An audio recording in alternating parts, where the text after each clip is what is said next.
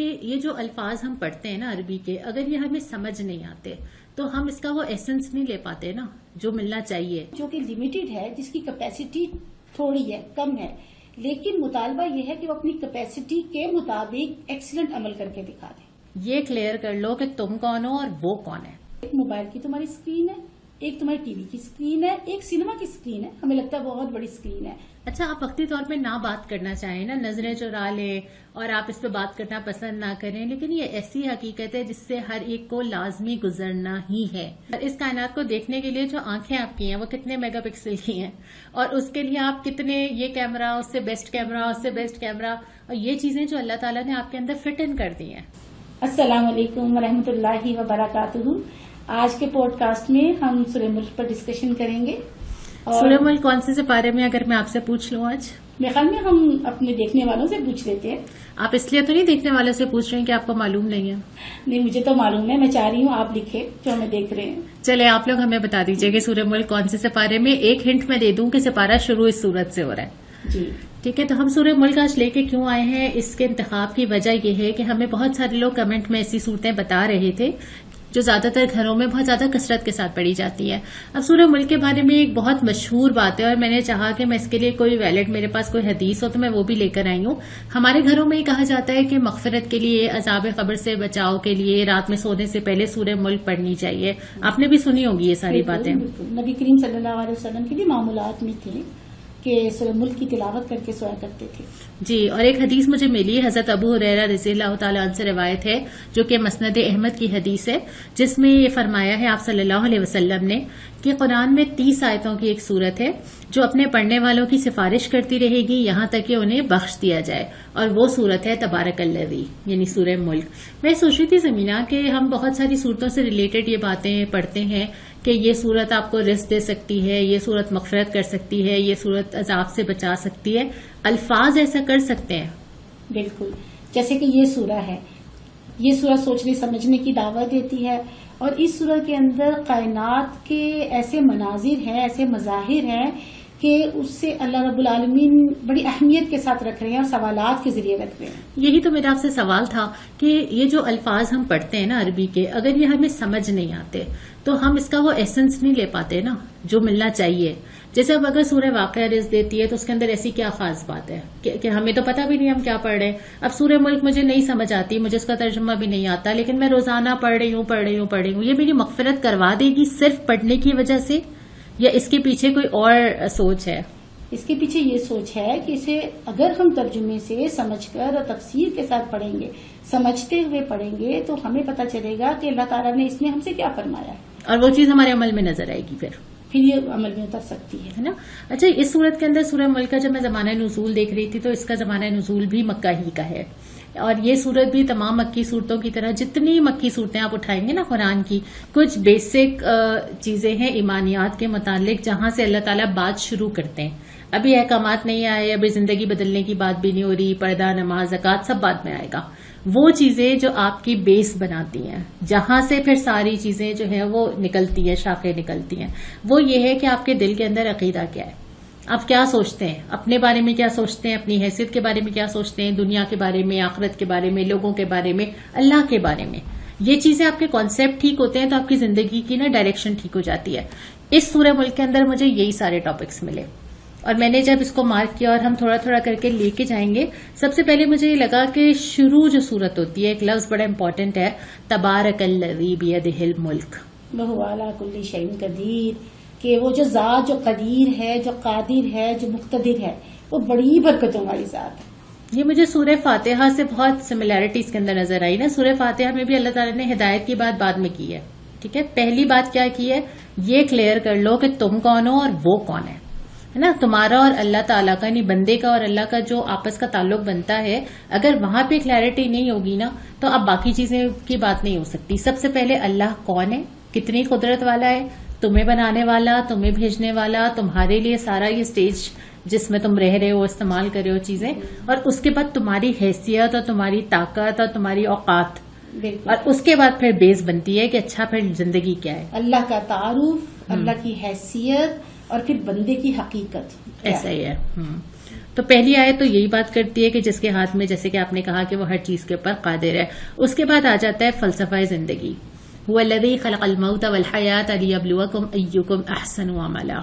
وہ یہ دیکھنا چاہتا ہے اور اس نے موت اور زندگی بنائی ہے تاکہ وہ یہ دیکھے کہ تم میں سے کون کرتا کیا ہے.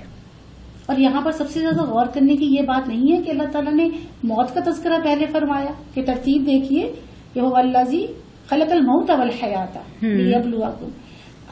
لیبلوکم کو اگر ہم بعد میں لے لیں، جی اگر ہم یہ لے لیں، پہلے دیکھ لیں کہ اللہ تعالیٰ نے موت کا تذکرہ پہلے کیا ہے اور زندگی کا بعد میں. زندگی بڑی غیر یقینی سی چیز ہے نا، کہ ہمیں نہیں پتا کب ختم ہو جانی ہے، لیکن موت بڑی یقینی چیز ہے، ہمیں پتا ہے موت آنی ہے. اچھا، آپ وقتی طور پہ نہ بات کرنا چاہیں نا، نظریں چرا لیں اور آپ اس پہ بات کرنا پسند نہ کریں، لیکن یہ ایسی حقیقت ہے جس سے ہر ایک کو لازمی گزرنا ہی ہے. اور جتنا زیادہ آپ یہ قبول کر لیں گے نا، جتنا زیادہ آپ کو اس بات پہ یقین آ جائے گا کہ اس سے مجھے گزرنا ہے، تو پھر آپ کے اندر یہ حس جاگتی ہے کہ اچھا پھر فیس کرنا ہی ہے تو کیسے کریں. پھر اسے یاد بھی رکھیں گے، پھر اس کے لیے عمل بھی کریں گے. اور یہ جوڑتی ہے اللہ تعالیٰ کی ذات مبارکہ کے ساتھ، موت جوڑتی ہے اللہ تعالیٰ کے ساتھ، کیونکہ موت کے بعد کس کا سامنا کرنا ہے بندے کو؟ رب کا سامنا کرنا ہے نا. اور بتانے میں نے زندگی کیسے گزاری، اسی لیے آگے فرما دیا کہ زندگی گزارنے کے لیے جو اللہ تعالیٰ کو کوالٹی درکار ہے وہ یہ ہے کہ تم احسن عمل کرو. اور پھر اللہ تعالیٰ نے تمہارے اوپر چھوڑا ہے نا، ہمیں سورہ شمس میں بھی ملتا ہے فَأَلْهَمَهَا فُجُورَهَا وَتَقْوَاهَا. اس نے تمہارے اوپر الہام کر دیا نا سارے طریقے، اس نے بتا دیا کیا کرنا ہے کیا نہیں کرنا ہے. قد افلح من زکاها، کامیاب ہو گیا وہ جس نے نفس کا تزکیہ کیا. وقد خاب من دساها، اور ناکام ہو گیا جس نے اسے نظر انداز کر دیا. اللہ تعالیٰ نے کوئی کسر نہیں چھوڑی. اور مجھے اور آپ کو یہ ایسا کوئی ہمارے پاس جواز نہیں ہے کہ ہمیں پتہ ہی نہیں تھا کیا کرنا ہے. ابھی بھی ہم سب جو قرآن کھول کے بیٹھے ہوئے اتنے دن سے اور روزانہ پڑھ رہے ہیں، تو ہم یہ نہیں کہہ سکتے نا کہ مجھے معلوم نہیں تھا کہ مجھے کرنا کیا ہے. راستہ کھلا ہوا ہے، اینڈ ریزلٹ پتا ہے، درمیان کے مراحل سے ایک ایک چیز بتا دی ہے. آگے جا کے جو چیزیں تم اپنے اعمال کی وجہ سے فیس کرو گے وہ تمہیں یہ بھی پتا ہے اور یہ بھی پتا ہے. اس کے بعد صرف ایک چیز رہ جاتی ہے کہ تم یہ ڈیسائیڈ کرو کہ کرنا کیا ہے تم نے زندگی میں. بالکل. اس لازوال ہستی نے جو کام دیا ہے، جو ذمہ داری دی ہے، جو آزمائش دی ہے اور جو امتحان دے کر دنیا میں بھیجا ہے، وہ یہ ہے کہ وہ ہستی خود تو لازوال ہے، انلمیٹڈ ہے، اس کی خصوصیات انلمیٹڈ ہے، صفات انلمیٹڈ ہے. لیکن انسان جو کہ لمیٹڈ ہے، جس کی کیپیسٹی تھوڑی ہے، کم ہے، لیکن مطالبہ یہ ہے کہ وہ اپنی کیپیسٹی کے مطابق ایکسیلنٹ عمل کر کے دکھا دیں. لیکن پھر اس عمل کے بارے میں آپ کو معلوم کہاں سے ہوگا؟ اب میں یہ چاہتی ہوں میں احسن عمل کروں، میں چاہتی ہوں، اور ہم میں سے ہر ایک چاہتا ہے، تبھی ہم آج یہ قرآن اٹھا کے بیٹھے ہوئے، تبھی آپ لوگ ہمیں سن رہے ہیں اور تبھی ہم آپ سے مخاطب ہیں. اس کا مطلب کہیں نہ کہیں تو یہ خواہش ہے نا. لیکن اس خواہش پہ عمل کرنے کے لیے اگر آپ لوگوں سے پوچھیں گے، ہر ایک کے پاس جائیں گے، وہ اپنا پوائنٹ آف ویو بتائے گا. لوگوں سے جا کے پوچھیں گے کیا کرنا چاہیے کیا نہیں کرنا چاہیے، نہ لوگ راضی ہوتے ہیں نہ صحیح راستہ پتہ چلتا ہے. اللہ تعالیٰ نے آپ کے ساتھ آپ کا مینول، آپ کی گائیڈ ساتھ ہی بھیجی ہے جس کو ہم کھول کے بیٹھے ہوئے. یہ ویسے ہی ہے جیسے ہم ایگزامز کے لیے ہم بچوں کو بار بار یہ لیکچرز دے رہے ہوتے ہیں اپنے گھر کے اندر کہ تمہیں پتا ہے کہ ایگزامز آنے ہیں، تمہیں پتا ہے کہ تمہارے پاس وقت کتنا ہے، تمہیں معلوم ہے کہ تمہیں کیا چاہیے، تمہارے پاس کورس کی بکس بھی ہیں. اب اس کے بعد کرنا کیا ہے؟ عقل مندی سے فیصلہ کرنا ہے، عقل مندی سے لائف پلان کرنی ہے. کیونکہ ہمیں بھی یاد رہتا ہے کہ ہم نے بھی کوئی امتحان دینا ہے، ہمیں بھی کوئی سلیبس دیا ہوا ہے. اچھا، ہم نے کتنا پڑھا ہے سلیبس؟ بھولنا تو فطری چیز ہے نا، لیکن یاد کیا چیز دلاتی ہے؟ پھر یہی کتاب. ابھی کیا چیز یاد دلا رہی ہے؟ اٹھا رہے ہیں کتاب تو وہ کتاب نے ذمہ لیا ہوا ہے، وہ آپ کو یاد دلاتی ہے، جھنجھوڑتی ہے، بار بار کہتی ہے. آپ نہیں اٹھائیں گے تو آپ غفلت میں پیچھے ہوتے چلے جائیں گے. اسی لیے قرآن سے جڑنا امپورٹنٹ ہے. بالکل. اور وہ اللہ ہے جو غفور بھی ہے، معاف کر دینے والا بھی ہے، اور عزیز بھی ہے، زبردست بھی ہے. اچھا، اس کے بعد ذکر آتا ہے ان چیزوں کا نا. میں سوچ رہی تھی کہ وہ چیزیں جن کو ہم فار گرانٹیڈ لیتے ہیں، اب زندگی کے اندر اتنی چیزیں دیکھتے ہیں روزانہ کہ ہمیں اتنی عادت ہو جاتی ہے کہ ہمیں لگتا ہے تو معمول کی چیزیں. اب آسمان ہے، روز نظر آ رہا ہے، اس کے نیچے آ رہے ہیں جا رہے ہیں، ہماری نظر نہیں جاتی اوپر. زمین ہے، چلنا ہے، روز چلتے ہیں، چلتے چلے جاتے ہیں، خیال ہی نہیں آتا کہ ایک جگہ کیسے ٹھہری ہوئی ہے. سمندر ہے تو وہ رکا ہوا ہے، اس نے تو رکنا ہی ہے، ہم نے کبھی سوچا ہی نہیں. پھر اپنی جسم، اپنی زندگی کے اندر جو نعمتیں استعمال کرتے ہیں، اللہ تعالیٰ نے یہاں پہ نظر پیدا کی ہے کہ وہی چیزیں جن کو تم استعمال کر رہے ہو ان سے غفلت سے نہیں گزر جانا چاہیے. ایک ایک چیز پہ غور کرو، ایک ایک چیز کے اندر سے اللہ تعالیٰ کو پہچانو اور کیسے اللہ تعالیٰ کی پوری قدرت تمہیں فیسلیٹیٹ کر رہی ہے، اس کی چیزیں استعمال کرو لیکن بندگی اس کی کرو. دیکھو یعنی کائنات کی جانب دیکھو، اللہ تعالیٰ نے کیا زبردست کائنات کی پریزنٹیشن اس میں دی ہے کہ تم اگر اسکرین کی طرف دیکھتے ہو تو ایک موبائل کی تمہاری اسکرین ہے، ایک تمہاری ٹی وی کی اسکرین ہے، ایک سینما کی اسکرین ہے. ہمیں لگتا ہے بہت بڑی اسکرین ہے، اللہ تعالیٰ فرما رہے ہیں میں نے پورے آسمان کو تمہارے اسکرین بنا دیا، اور کیسی لائیو اسکرین ہے کہ جب بھی آپ اس کی جانب دیکھتے ہیں آپ کو کبھی پرندے نظر آ رہے ہیں، کبھی آپ کو بادل نظر آ رہا ہے، کبھی سورج، ڈفرینٹ کلرز نظر آتے ہیں. ہر وقت جب بھی نگاہ دوڑا لیں تو ایک الگ ہی منظرنامہ نظر آ رہا ہوتا ہے. تو اتنا یہ دلچسپ ہوتا ہے کہ کوئی فرد بور نہیں ہو سکتا. جیسے اس میں لکھا ہوا ہے کہ تم کوئی بے ربطی بھی نہیں پاؤ گے، تمہیں کوئی ڈیفیکٹ بھی نظر نہیں آئے گا، اور دوسری بات یہ کہ تم بار بار دیکھو تو تمہاری نظر تھک جائے گی. عجائب نہیں تھکتے. آپ کبھی چھت پہ جا کے دیکھیں، آپ آسمان دیکھتے چلے جائیں گے، آپ بور نہیں ہوتے. آپ سمندر کے سامنے بیٹھتے ہیں، فطرت سے قریب ہوتے ہیں، آپ کو سکون ملتا ہے، بور نہیں ہوتے اس سے. پھر اسی طرح جتنی چیزیں آس پاس ہیں ان سب پہ اللہ تعالیٰ نے جو متوجہ کیا، ہم آگے بھی لیتے چلے جائیں گے. ایک ایک چیز کو لیتے چلے جائیں اور اس چیز کو غور کرتے چلے جائیں، آپ کو نظر آئے گا کہ آپ کو اس میں اللہ نظر آتا ہے. میں یہ بھی چاہوں گی کہ آپ لوگ بھی ایگزامپلز دیں ہمیں. اس وقت آپ کمنٹ باکس میں لکھیے کہ آپ کو اللہ تعالیٰ کی قدرت میں وہ کون سی چیز ہے جو بہت زیادہ فیسینیٹ کرتی ہے، اور کون سی چیز ہے جو اس کو دیکھ کے آپ کو اللہ تعالیٰ کی قدرت نظر آتی ہے.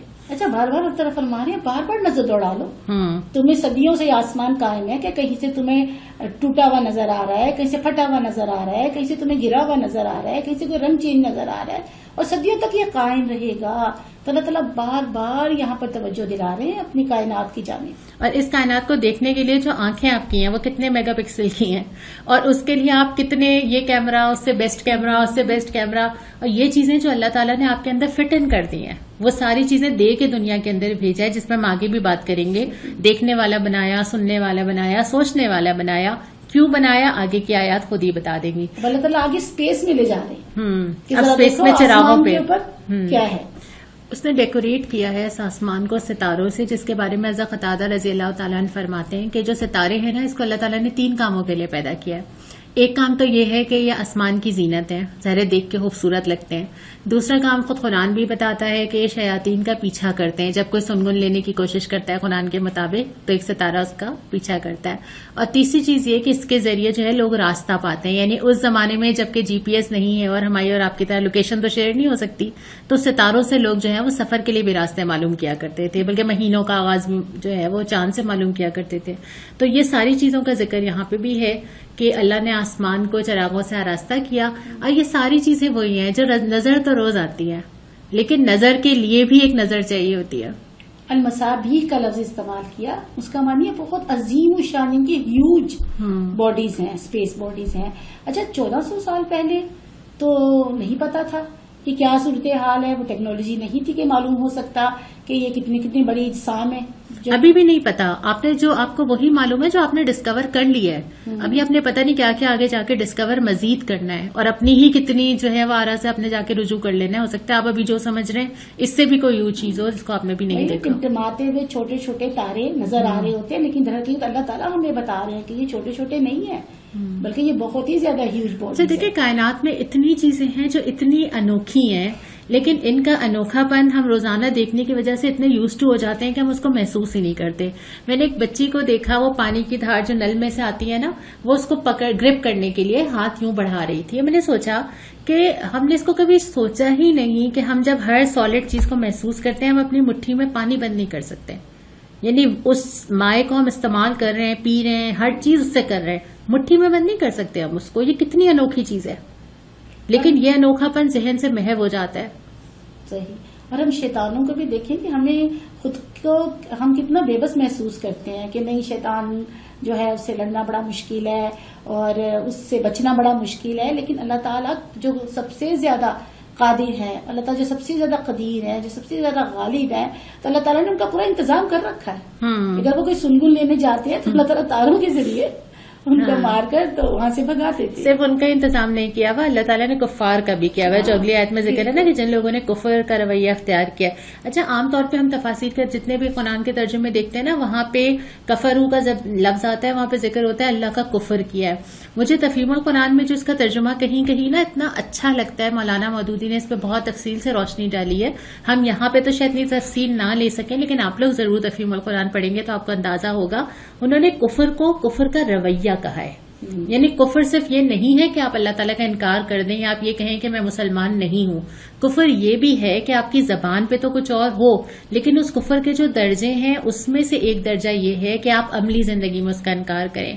کفر الفاظ سے بھی ہوتا ہے، کفر اعمال سے بھی ہوتا ہے، کفر قول سے بھی ہوتا ہے اور فعل سے بھی ہوتا ہے. اور یہ بھی ہوتا ہے کہ آپ کہہ تو کچھ اور رہے ہوں لیکن آپ کا دل انکار کر رہا ہو، اور اگر آپ کا دل مان بھی رہا ہے تو آپ کی زبان انکار کر رہی ہوتی ہے بعض اوقات، اور بعض اوقات دونوں ایک ہی پیج پہ ہوتے ہیں لیکن عمل انکار کر رہا ہوتا ہے. تو وہ ساری چیزیں جو ہیں وہ انکار کا رویہ جو ہے وہ اس میں ساری چیزیں آ جاتی ہیں. خیر یہاں پہ ذکر کیا ہے کہ وَلِلَّذِينَ كَفَرُوا، جن لوگوں نے کفر کا رویہ کیا ان کے لیے جہنم کا عذاب، برا ٹھکانہ، اور پھر جہنم کی منظر کشی کی گئی ہے کہ وہاں پہ جس طرح لوگ آوازیں سنیں گے، وہ جوش کھاری ہوگی، وہ آپ کو جیسے آپ کی جب آپ کوئی گرم چیز پکا رہے ہوتے ہیں تو کیسی آوازیں آتی ہیں نا وہ پکنے کی، اس کی حدت جو ہے، اس کی گرمی میلوں سے محسوس ہو رہی ہوتی. بلکہ اس کی ایک جگہ میں نے یہ بھی پڑھا تھا کہ اس کے اندر سے جو بدبو آ رہی ہوگی وہ بھی میلوں تک اس کا پتہ چلے گی، اور جو اس کی آواز ہوگی، جو اس کی چنگاڑنے کی آواز ہوگی، جو شور ہوگا، جو چیخ و پکار ہوگی، وہ بھی میلوں سے آ رہی ہوگی. اللہ تعالیٰ ہم سب کو اس سے محفوظ رکھے.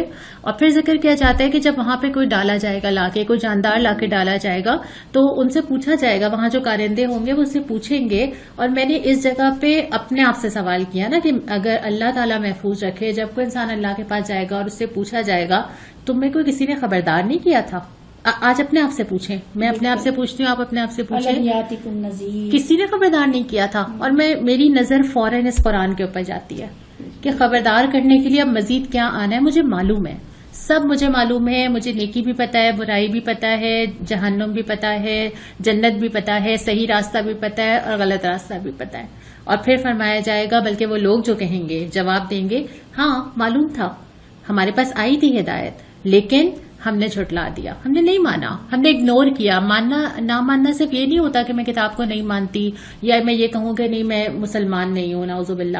نہ ماننا یہ بھی ہوتا ہے کہ ٹھیک ہے آیا ہے، کہیں اوپر پڑا ہے، کہیں سائڈ پہ پڑا ہے، بے شک گوٹے والا کور چڑھا کے اس کو کہیں الماری کے اوپر والے خانے میں رکھ دیا نا. اور یہ بھی ہے کہ اچھا ٹھیک ہے وہ تو موجود ہے لیکن لائف تو مجھے طے کرنا ہے کہ میں نے اپنی زندگی میں کیا کرنا ہے. اور یہ بھی ہم اپنے دیکھنے والوں سے بھی پوچھ سکتے ہیں کہ آپ نے یہ دیکھا ہے کہ کامن رویہ ہے کتنا زیادہ، یہ آپ کے آس پاس بھی ہوتا ہوگا نا کہ لوگ اس طرح سے کہتے ہوں گے کہ ہم تو سب جانتے ہیں، بس رہنے دو، ہمیں تو سب پتہ ہے. اچھا، لوگ سے زیادہ مجھے لگتا ہے کہ دوسروں کو جج کرنے کے بجائے نا آپ کو اپنا آئینہ دیکھنا چاہیے کہ کبھی کبھی یہ ان انٹینشنلی ہم کرتے ہیں یہ، یعنی لوگ تو کرتے ہی ہیں لیکن یہاں بات تو میری اور آپ کی ہو رہی ہے، ہم کیا کرتے ہیں؟ ہم بھی یہی کرتے ہیں. اور جتنا زیادہ آپ قرآن بھی پڑھتے ہیں، جیسے ہم نے شروع میں بات کی نا، آپ نعمتوں کے بھی یوز ٹو ہو جاتے ہیں، ان نعمتوں میں سے آپ قرآن کے بھی یوز ٹو ہو جاتے ہیں. ہر تراویح میں پڑھ کے سن کے، رمضان میں اٹھا کے بس آپ پڑھتے چلے جا رہے ہوتے ہیں. ہر نماز میں سورہ فاتحہ پڑھ کے اتنے یوز ٹو ہو جاتے ہیں ہمیں اندازہ نہیں ہوتا کہ ہم اللہ سے کہہ کیا رہے، ایاک نعبد و ایاک نستعین. ہر روز دعائے قنوت پڑھ کے اتنے یوز ٹو ہو جاتے ہیں کہ جو وعدے اس میں کر رہے ہوتے ہیں ذہن میں بھی نہیں آتا کہ بول کیا رہے ہیں اللہ تعالیٰ سے. اور یہاں پر علم یاتکم نذیر کہا گیا ہے، یہ نہیں کہا علم یاتکم بشیر، کیونکہ لوگ کہتے ہیں نا کہ نہیں اچھی اچھی باتیں کرو، ڈرانے کی باتیں نہ کرو، خوشخبریاں دینے کی باتیں کرو. تو یہاں پڑھ کر یہ محسوس ہوا، جو میری سمجھ میں بات آئی وہ یہ آئی کہ صرف بشارتیں دینے ہی سے ہم جہنم سے نہیں بچ سکتے، بلکہ خبردار کرنے سے، کسی کے ڈرانے سے شاید ہم گناہوں سے بچ جائیں اور شاید ہم رک جائیں. اچھا، نذیر صرف ڈرانا نہیں ہوتا، خبردار کرنا ہوتا ہے. یعنی آپ کو یہ بتانا کہ آپ کو کیا فیس کرنا ہے. یہ صرف یہ نہیں ہوتا کہ آپ ڈرنے لگ جائیں اور آنکھوں میں آنسو آ جائے، بلکہ یہ بھی ہوتا ہے کہ آپ کو پتا ہو کہ آگے کیا ہونا ہے نا، اس کا خوف ہو آپ کے دل میں، یا اس بارے میں آپ حساسیت رکھتے ہو، آپ یہ فیل کرتے ہو کہ اچھا ایک چیز پیش آنی ہے. اس کے بعد ذکر کیا گیا کہ وہ لوگ یہی کہیں گے. اور پھر وہ ایک جملہ جو ان کا کوٹ کیا، میں چاہ رہی ہوں کہ اس کے بارے میں آپ بتائیں، کاش ہم سنتے یا سمجھتے. در حقیقت یہی وہ رویہ ہے جو جہنم میں لے کے جانے والا رویہ، کہ سننا، سب سے پہلے سننا، اور سننا کتنا ضروری ہے. گڈ لسنرز کتنی زیادہ ضرورت ہے اس کوالٹی کی کہ ہمیں گڈ لسنر ہونا چاہیے. اللہ تعالیٰ نے 2 کان دیے ہیں اور 1 زبان دی ہے. اس کا مطلب ہے پہلے توجہ سے سنو، اچھی طرح سمجھو، پھر اپنی زبان کو حرکت میں لے کر آؤ، اور ہم یہی نہیں کرتے. اور سننا ہے کیا ویسے؟ اچھا، ہم لوگ بھی سنا رہے ہیں اور آپ لوگ بھی سن رہے ہیں نا، لیکن سننے کے ساتھ ساتھ جو سمجھنے کا ذکر ہے نا، مجھے اس بات میں بہت حکمت نظر آتی ہے. صرف سنتے رہنا کافی نہیں ہوتا. مطلب آپ سال درس لگا کے سنتے رہیں، آپ یوٹیوب پہ ویڈیوز دیکھتے رہیں، آپ کا دل نہیں بھرے گا. سنتے رہنا اور صرف سنتے رہنا بذات خود آپ کے عمل میں رکاوٹ بن جاتا ہے. سننا اس وقت کام آتا ہے جب سننے کے ساتھ ساتھ آپ اس کو سمجھ کے اپنی زندگی میں اس کو امپلیمنٹ کر رہے ہوں. صرف برکت کے لیے صرف قرآن بھی آپ سنتے چلے جائیں گے، قرآن کے وہ فائدے نہیں ملیں گے جو قرآن لے کر آیا ہے. یہ تو ایک سٹیپ ہے. بالکل. کاش ہم سنتے اور یا سمجھتے تو آج اس بھڑکتی ہوئی آگ کے سزاواروں میں شامل نہ ہوتے. اس وقت کا کاش کہنا، اس وقت کا پچھتانا جب کچھ ہو نہیں سکتا. بالکل. تیری بے بسی کی تصویر ہے نا کھینچی ہوئی. بہت جگہ قرآن میں کاش کا لفظ آیا ہے کہ جب وہ کہیں گے کاش کاش کاش نا، اور کاش ہمیں کچھ وقت اور مل جاتا، کاش ہمیں بھیج دیا جائے واپس نا. تو اللہ تعالیٰ اسی کاش سے بچانے کے لیے آج قرآن پڑھا دیتا ہے، قرآن پکڑا دیتا ہے. اور مجھے ہمیشہ یہ بہت بڑی بلیسنگ لگتی ہے، اللہ کی بڑی نعمت لگتی ہے کہ اللہ تعالیٰ آپ کو لوگوں میں شامل کرے کہ آپ قرآن کو سننے والے اور سمجھنے والے ہوں. اگر آپ اس وقت بھی یہاں بیٹھے ہوئے قرآن کھول کے بیٹھے ہیں اور آپ ہمیں سن رہے ہیں اور ہم یہاں قرآن کھول کے بیٹھے ہیں، یہ اللہ تعالیٰ کا اتنا بڑا احسان ہے کہ اللہ آپ کو سننے، سمجھنے اور عمل کرنے کا موقع دے رہا ہے. اس نعمت کو بھی محسوس کرنا بہت ضروری ہے، یہ ہر ایک کو نہیں ملتی. اور آگے اللہ تعالیٰ نے وہ کوالٹی بتا دی جو جنتوں میں لے جانے والی ہے. وہ کیا ہے؟ وہ ہے بے دیکھے رب سے ڈرنا. ہاں، جو لوگ اپنے رب سے ان الذین یخشون ربہم بالغیب، اور ان کے لیے دو چیزیں کا وعدہ ہے، مغفرت اور اجر عظیم. اجر عظیم.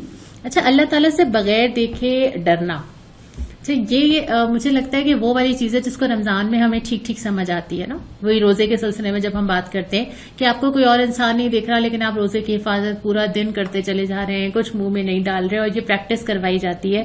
کوئی نہیں دیکھ رہا لیکن تمہارا رب تمہیں دیکھ رہا ہے، اور یہ زندگی بدلتا ہے. اب دنیا کے اتنے قانون بنتے ہیں، اتنی آئین میں سزائیں ہوتی ہیں، آپ کے پولیس کے پاس پورا ایک وہ سزاؤں کا اور FIR کا اور چھاپے مارنے کا طریقہ ہوتا ہے. کوئی ان گناہوں کی پکڑ نہیں کر سکتا جو آپ اکیلے میں کرتے ہیں یا موقع ملتا ہی جب کوئی دیکھنے والا نہیں ہوتا جب کر جاتے ہیں. صرف یہ ایک چیز ہے جو ساری چیزوں کی بنیاد ہے، اللہ کا خوف، جو آپ کو ہر گناہ سے روک سکتا ہے. اور جب یہ پیدا ہو جاتا ہے تو اس کے بعد انسان کے اندر اتنی کانشیسنیس آ جاتی ہے کہ آپ نے نیت سے ڈرنے لگتے ہیں کہ میری نیت کیا تھی، میں نے یہ عمل کیا، میں سوچ کیا رہی تھی. آپ اکیلے میں دل کے وسوسوں سے ڈرنے لگ جاتے ہیں کہ آپ کے دل میں شیطان نے کیا خیال ڈال دیا. کوئی دنیا تو نہیں کر سکتی اس پہ کوئی گرفت. اور عقل کو چیلنج کرنے والی یہ کوالٹی ہے کہ بے دیکھے. در حقیقت ڈرنا تو بے دیکھے ہی ہو سکتا ہے نا، جب نگاہوں نے دیکھ لیا، جب نگاہوں سے وہ پردے ہٹ گئے. اور یہ تب کب ہٹیں گے؟ جب انسان کی فانی زندگی ختم ہو جائے گی. اور لافانی مطلب زندگی بھی دے گا، لافانی کوالٹیز بھی دے گا، ایسی نظریں بھی دے گا، ایسی بصیرت اور بصارت بھی دے گا کہ تمام تر چیزیں نظر آنے لگ جائیں گی. جب آئی جائے گا تو غیب کے سارے پردے ہٹ جائیں گے. تو جب غیب کے سارے پردے ہٹ جائیں گے، سارا کچھ نظر آنے لگ جائے گا، تو اس وقت ڈرنا کیسا ڈرنا ہوا؟ بالکل. در حقیقت ڈرنا ہی بے دیکھے ہے دراصل اللہ تعالیٰ سے. اور جب اللہ تعالیٰ کا یہ والا ڈر کہ وہ آپ کو دیکھ رہا ہے، وہ آپ سے قریب ہے، آپ کے اندر پیدا ہو جاتا ہے نا، تو پھر آپ کی زندگی اسی کے حساب سے آپ خود ٹھیک کرنا شروع کر دیتے ہیں. کیونکہ نہ آپ کو لوگوں کے امپریشن کی فکر ہے، نہ اس بات کی فکر ہے کہ کوئی انسان آپ کو کیسا سمجھ رہا ہے، بلکہ آپ کو صرف یہ ایک فکر ہوتی ہے کہ اللہ کی نظر میں کیسی ہوں نا. اور آپ اپنے آپ کو، اپنا حلیہ، اپنا انداز، اپنا بولنا، اپنے معاملات، اپنا لباس خود ہی ٹھیک کرتے ہیں. اور ڈرنا بھی اس سے جو دلوں کے راز تک چھاننے والی ذات ہے. اس کا ذکر آنے سے پہلے انہوں نے یہ بھی آیا نا اس آیت کے اندر جو میرے سامنے ہے کہ تم چاہے زور سے پکارو یا اس آواز میں پکارو، اللہ تو تمہیں سن رہا ہے نا. چیخ چیخ کے پکارنے کی ضرورت نہیں ہے. اور اس کے بعد ہے انہ علیم بذات الصدور، وہ جانتا ہے تمہارے دل کے اندر کیا ہے. میں بار بار سمینہ یہ بات بہت دفعہ کرتی ہوں لیکن میرا بہت دل چاہتا ہے میں بار بار ریپیٹ کروں. یہ آیت مجھے اتنی اچھی لگتی ہے. ایک تو اس آیت میں ڈر لگتا ہے، اس لیے ڈر لگتا ہے کہ بہت سارے اچھے کام بھی ضائع ہو سکتے ہیں اگر اللہ دلوں کے حال سے وہ نیتوں کا نکال کے لے آئے کہ شیطان کہاں نقب لگا لیتا ہے. آپ نے بہت انفاق کر لیا، دوسروں کی مدد کر لی، آپ نے بہت اللہ کے لیے وقت دے دیا، لیکن نیت آپ کے ساتھ نہیں ہے. اللہ جانتا ہے نا کہ دلوں کے اندر کیا ہے، اور اس کو کس طرح چھانٹ لے گا تو پتہ نہیں کیا بچے گا ہمارے پاس. اور دوسری مجھے اس آیت سے اتنا حوصلہ ملتا ہے کہ آپ اللہ کے لیے بہت کچھ نہیں کرتے ہیں، ہے نا، چاہتے ہیں نہیں کر پاتے، کمزور ہیں، 2 قدم آگے جاتے ہیں پھر پیچھے آ جاتے ہیں، لیکن اللہ حوصلہ دیتا ہے کہ اللہ دلوں کا حال جانتا ہے. وہ دلوں کے مطابق جہاں دل لگا ہوگا، جہاں دل کھچ رہا ہوگا، جہاں دل چاہتے ہوں گے، جہاں اللہ سے جڑا ہوا ہوگا، اللہ اس کے مطابق معاملہ کرے گا. بالکل. یہ مجھے بڑی آیت حوصلہ بھی بہت دیتی ہے اور کبھی کبھی بہت ڈر لگتا ہے اس آیت سے، کیونکہ اس کے بعد فرمایا کہ کیا وہی نہ جانے گا جس نے پیدا کیا. جیسے ماں اور بچے کا تعلق ہوتا ہے نا، بغیر کہے سمجھ آ جاتی ہے، آنکھوں کے اشارے سمجھ آ جاتے ہیں، بچے کا غم بھی سمجھ آ جاتا ہے، اس کی کوشش بھی سمجھ آ جاتی ہے، محبت بھی نظر آ جاتی ہے نا. اسی طرح اللہ تعالیٰ نے اتنی محبت سے فرمایا ہے الا یعلم من خلق، جس نے پیدا کیا وہ نہیں جانتا تمہیں. سوچنے سمجھنے والے دل، سیکھنے والے دلوں کے لیے مجھے لگتا ہے یہی دو باتیں کافی ہیں کہ بے دیکھے اپنے رب سے ڈرنا، کیونکہ دلوں کے راز تک وہ جانتا ہے، اور کیا وہی نہ جانے کا جس نے پیدا کیا. اس آیت کو سن کے نا میرا دل چاہتا ہے کہ اللہ کے سامنے بیٹھ کے نا انسان سب کچھ کہہ دے نا. اللہ نے پیدا کیا، وہ جانتا ہے میری زندگی، وہ جانتا ہے میری کمزوریاں، وہ جانتا ہے میرے مسائل، وہ جانتا ہے کہ میری تڑپ، وہ جانتا ہے کہ میری کیا کیا مشکلات ہیں جو حل نہیں ہو رہی، وہ جانتا ہے زندگی میں کیا کیا فیس کیا جو لوگوں کو سمجھ نہیں آتا، وہ جانتا ہے کہ ایک گھر بنانے میں ایک عورت کیا کیا کچھ برداشت کر رہی ہوتی ہے نا. لوگ نہیں جانتے، اللہ جانتا ہے. پھر اللہ جانتا ہے کہ ہماری کتنی ساری چیزیں ایسی ہیں جو ہم نہیں کر پاتے لیکن ہم کرنا چاہتے ہیں. اور پھر اللہ جانتا ہے ہمارے حالات، اور اللہ چاہے تو ہمیں ان ساری چیزوں سے نکال لے، آسانیاں پیدا کر دے، ہمارا ہاتھ پکڑ لے. تو بس اللہ کے سامنے بول دیں، کہہ دیں اللہ تعالیٰ سے ساری باتیں. اور اس کے بعد فرمائے کہ وہ باخبر بھی ہے اور باریک بھی ہے، اس کو سب پتا ہے، بتاؤ یا نہ بتاؤ. اللہ تعالیٰ کائنات کی طرف بھی توجہ دلا رہے ہیں کہ اور سمجھانے کے لیے، مزید اپنی بات کو انسانوں کے دلوں کے اوپر نقش کرنے کے لیے اب اللہ تعالیٰ کائنات کی جانب متوجہ فرما رہے ہیں اور کچھ سوالات کر رہے ہیں. ہاں، میں نے وہ 7 سوال نشان لگائے تھے. میں نے سوچا ہے زیادہ آسان رہے گا کہ ہم جتنی آیات اب آ رہی ہیں نا، اس سے لے کے آیت نمبر 15 سے لے کے اینڈ تک، وہ ساری کی ساری آیات جو ہیں وہ کوشچنز ہیں اور وہ والے سوال ہیں. اور میں چاہوں گی کہ آپ لوگ ہمیں سن رہے ہیں نا، اس کے جوابات آپ ساتھ ساتھ لکھیے. اللہ تعالیٰ نے جو سوال کیا ہے ہم بھی اس کے اوپر بات کرتے ہیں، اور ہم سے اور آپ سے سوال کیا ہے، اس کا جو جواب آپ کو سمجھ میں آتا ہے آپ کمنٹ باکس میں ضرور لکھیے. اور 7 سوال لے لیں ہم ایک ایک کر کے. بالکل ایک ایک کر کے لے لیں. پہلا سوال جو مجھے یہاں پہ نظر آتا ہے، جس میں شروع میں تو ذکر کیا ہے کہ ہم نے زمین کو تمہارے لیے تابع کیا ہے، زمین کے اندر جو رزق ہے، جو خود ہی اگا رہے ہو، خود ہی کھا رہے ہو، پودوں سے رزق نکلنا میرے اور آپ کے ہاتھ میں نہیں ہے. گندم کہاں سے آ رہا ہے، چاول کہاں سے آ رہا ہے، ہم تو کوئی کمال نہیں اس میں انجام دے رہے نا کہ زمین کے اندر بیج لگائے وہ نکلے نہ نکلے. تو اللہ یہ رزق کا انتظام تمہارے لیے کرتا ہے. اور اس کے بعد سوال نمبر 1 یہ ہے، کیا تم اس بات سے بالکل بے خوف ہو کہ جو آسمان میں ہے وہ تمہیں زمین میں دھسا دے اور یہ زمین اچانک ہچکولے کھانے لگے. یعنی کہ اللہ تعالیٰ یہ فرما رہے ہیں کہ دیکھو زمین کس رب کی کنٹرول میں ہے. ابھی گزرا ہے نا ٹرکی کا زلزلہ، اور آتا ہی رہتا اور خود پاکستان میں کتنا بڑا گزرا اس سے پہلے. مجھے تو لگتا ہے اللہ تعالیٰ یاد دلانا چاہتے ہیں، جھنجھوڑنا چاہتے ہیں کہ دیکھو تم کس طرف جا رہے ہو، فَأَيْنَ تَذْهَبُونَ، کس طرف چلے جا رہے ہو، ذرا دیکھو تو صحیح کس طرف دوڑے بھاگے جا رہے ہو، اور تمہیں دوڑنا بھاگنا ہے کس طرف. اور اس سوال سے یہ بھی سمجھ آتا ہے نا کہ ساری لائف جو سیٹل ہے وہ چند سیکنڈز کی اللہ تعالیٰ اگر زمین کو ہلا دے تو وہ ساری زندگی الٹ جائے، گھر الٹ جائے، گھر کی انویسٹمنٹ ساری جتنے آپ گھر بناتے ہیں، کیا کیا جمع کرتے ہیں، وہ ساری چیزیں چند سیکنڈ کی مار ہیں اللہ کی طرف سے. اور نبی کریم صلی اللہ علیہ وسلم کا ہمیں ملتا ہے کہ حضرت عائشہ فرماتی ہیں کہ جب تیز ہوا بھی چلتی تھی نا، یا کوئی بادل بھی آپ صلی اللہ علیہ وسلم دیکھتے تھے تو آپ کے چہرے مبارک پہ اس کا اثر نظر آتا تھا. اور حضرت عائشہ فرماتی ہیں کہ میں نے ایک دفعہ یہ بات سوال کر لیا تو آپ صلی اللہ علیہ وسلم نے فرمایا کہ اس بات کی کیا ضمانت ہے کہ یہ عذاب الہی نہ ہو. اور یہ بھی فرمایا کہ بعض اقوام ایسی تھیں جن کے لیے عذاب جب آ رہا تھا تو وہ دیکھ کے خوش ہو رہے تھے کہ یہ بادل تو ہمارے لیے بارش لے کر آیا ہے.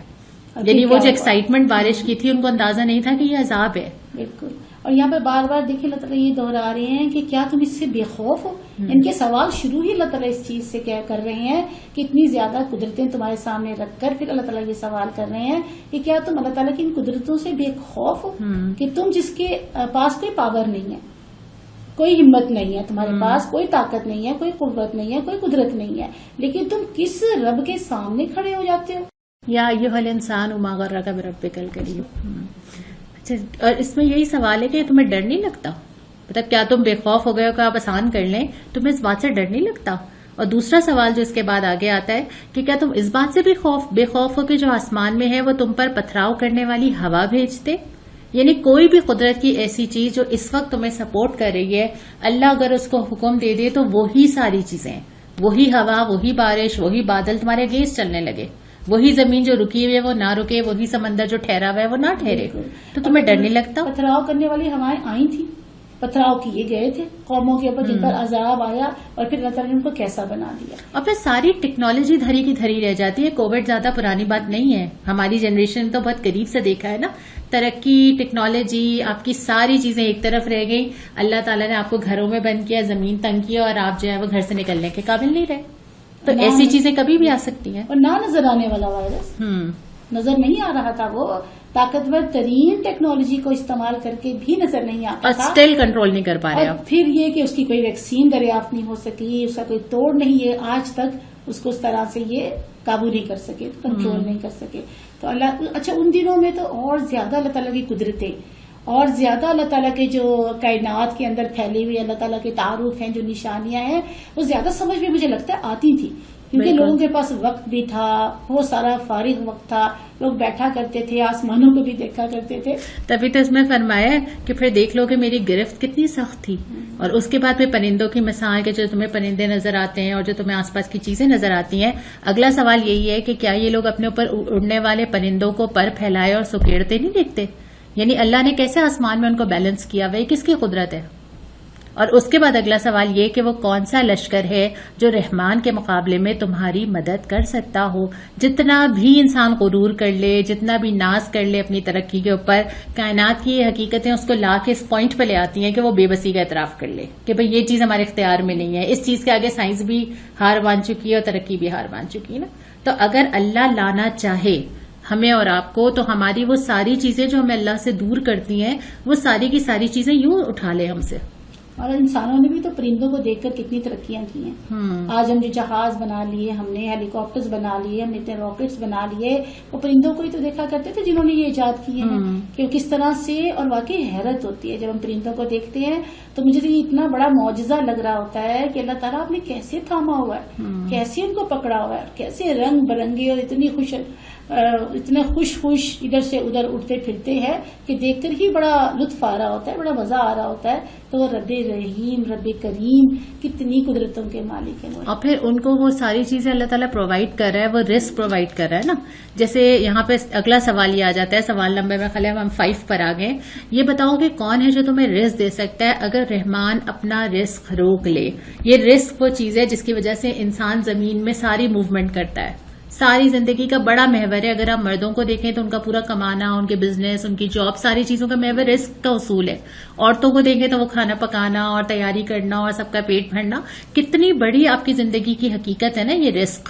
لیکن اس رزق کا, آپ کے اس نوالے کا آپ کے منہ تک پہنچنے میں اللہ تعالیٰ کی یہ ساری کائنات کا سپورٹو ہونا ضروری ہے. اور اگر وہ نہ کرے تو کیا کریں گے؟ زمین سے لے کر ہوائیں, سورج, چاند, ستارے, ہر چیز کا اثر ہوتا ہے زمین کے اوپر. جب پیداوار ہو رہی ہوتی ہے, ایک بیج جب ڈالا جاتا ہے, اس کے بعد جب وہ ابھرتا ہے اور جب وہ تناول درخت بنتا ہے یا جو بھی پھل اور اناج پیدا کرتا ہے, تو اللہ رب العالمین کی ساری مظاہر قدرت, بارش کا برسنا, وہ بادلوں کا آنا, وہ ہواؤں کا چلنا. تو اللہ رب العالمین فرماتے ہیں, توجہ دلا رہے ہیں نا کہ دیکھو یہ زمین ہی ہے جسے ہر طرح کا رزق اللہ تعالیٰ اگاتے ہیں. تمہارے رہنے کی, تمہارے جینے کے لیے, تمہارے زندہ رہنے کے لیے جن جن چیزوں کی ضرورت ہے اللہ تعالیٰ نے وہ تمام تو چیزیں اسی زمین کے اندر رکھتی ہیں. بالکل. اور اس سوال کو کرنے کے بعد, یعنی 5 سوال کرنے کے بعد پھر ایک چھوٹا سا پیراگراف آتا ہے, ایک متوجہ کرنے والا آتا ہے کہ 2 طرح کے لوگ ہیں نا. ایک وہ آدمی ہے جو کہ بس منہ نیچے کر کے چلے جا رہا ہے, نہ ادھر دیکھ رہا ہے نہ ادھر دیکھ رہا ہے, نا منہ اندھا ہے, نیچے دیکھ کے کسی بھی اندھا دھند چل رہا ہے. ایک وہ ہے جو سر اٹھا کے راستہ دیکھ کے صحیح سفر کر رہا ہے. دونوں برابر تو نہیں ہو سکتے. یعنی سوچنے والا دماغ, ایک باقاعدہ پلاننگ سے چلنے والا, باقاعدہ اپنی زندگی اور موت کی حقیقت جان کے صحیح بسر کرنے والا انسان, اور ایک وہ انسان جو ڈے ٹو ڈے چیزوں میں کھپا جا رہا ہے. بس آج کا دن کیسے گزارنا ہے, انٹرٹینمنٹ کر لی اور دن گزار لیا, وقت گزر گیا. وہ دونوں برابر نہیں ہو سکتے. اور اللہ نے تمہیں دیے ہیں سننا, دیکھنا اور سوچنے سمجھنے والے دل. 3 نعمتوں کا ذکر ہے یہاں پہ. ایک پرسنالٹی بتائی جا رہی ہے جو کنفیوز ہے, جسے پتا ہی نہیں ہے, اس نے ایک تو طریقہ کار نہیں پتا کیسے زندگی گزارنی ہے, دوسرا اس کو اپنی منزل نہیں پتا, میں نے جانا کہاں ہے, کیسے جانا اور کہاں جانا ہے. اور ایک جو اتنا کانفیڈنٹ ہے, جس کو پتا بھی ہے کہ میں نے جانا کہاں ہے اور کیسے جانا ہے, وہ ہے. اسی کا ذکر کرتے ہوئے اللہ تعالیٰ نے یہ والی بات فرمائی. اور دونوں کے درمیان پہ فرق کیا ہے کہ اس نے اپنے سینسز کو صحیح یوز کیا ہے. جن سینسز کا یہاں پہ ذکر ہے, اس میں سوچنا اور سوچنا, سننا اور دیکھنا, یہ 3 چیزیں جو اللہ تعالیٰ نے ہر انسان کو دنیا کے اندر دی ہیں، وہی کائنات کو وہ بھی دیکھ رہا ہے، ہر ایک دیکھ رہا ہے. اسی کے بارے میں جو ہدایت بھیجی جا رہی ہے اس کو کون کس طرح سن رہا ہے، اور پھر آخری چیز یہ کہ کون کتنا سمجھتا ہے، کتنی عقل کا مظاہرہ کرتا ہے. یہی سینسز آپ ٹھیک استعمال کر لیں تو آپ کی جو ہے وہ زندگی کی ڈائریکشن بہتر ہو جائے گی. مگر کم ہی لوگ شکر کرتے ہیں. کفر کا ذکر پہلے آیا تھا اور اب شکر اس کے اپوزٹ ہے. بالکل. اور اب پھر کفار کا تذکرہ ہے. اس کے بعد پھر کفار کا تذکرہ ہے کہ وہ کیا کہتے تھے، یہ کہتے تھے نا کہ وہ نبی کریم صلی اللہ علیہ وسلم کو اور ان کے ساتھیوں کو بد دعائیں دیا کرتے تھے کہ یہ ختم ہو جائیں، یہ چلے جائیں، یہ یہاں سے نکل جائیں تو شاید ہمارا بھلا ہو جائے. انہیں کو مخاطب کر کے اللہ تعالیٰ یہاں پر کیا فرما رہے ہیں؟ یہاں پہ فرمایا جا رہا ہے کہ وہ پوچھتے ہیں نا کہ یہ وعدہ کب پورا ہوگا. اگر آپ سچے ہیں اور یہ ساری آپ ہمیں بتا رہے ہیں کہ یہ ہوگا تو آپ بتا دیں گے کب پورا ہوگا، یہ ٹائم لمٹ کب تک ہے ہمارے پاس. اس کا جواب یہ دیا گیا ہے کہ میرا کام، نبی کریم صلی اللہ علیہ وسلم کو بتایا گیا کہ آپ ان سے کہیے میرا کام تو میں خبردار کرنا ہے، لیکن اس کا علم جو ہے وہ اللہ تعالیٰ کے پاس ہے. جب یہ دن آ جائے گا تو ہر ایک دیکھ لے گا، فیس کرے گا. جو انکار کرے گا ان کے چہرے بگڑ جائیں گے، اور جنہوں نے یقین کیا تھا وہ خوش و خرم ہوں گے. اور پھر اللہ تعالیٰ آتے ہیں آخری 2 کوشچنز کے اوپر، کوشچن 6 اور 7. میں ذرا پڑھنا چاہوں گی جی. ان سے کہو کبھی تم نے یہ بھی سوچا کہ اللہ خواہ مجھے اور میرے ساتھیوں کو ہلاک کر دے یا ہم پر رحم کرے، کافروں کو دردناک عذاب سے کون بچا لے گا. یہی تو ہے سوال نمبر 6. سوال نمبر 6 یہی تھا، اور جو آپ نے بالکل ٹھیک نشاندہی کی کہ یہ بھی تو اپنے آپ سے سوال کرو نا.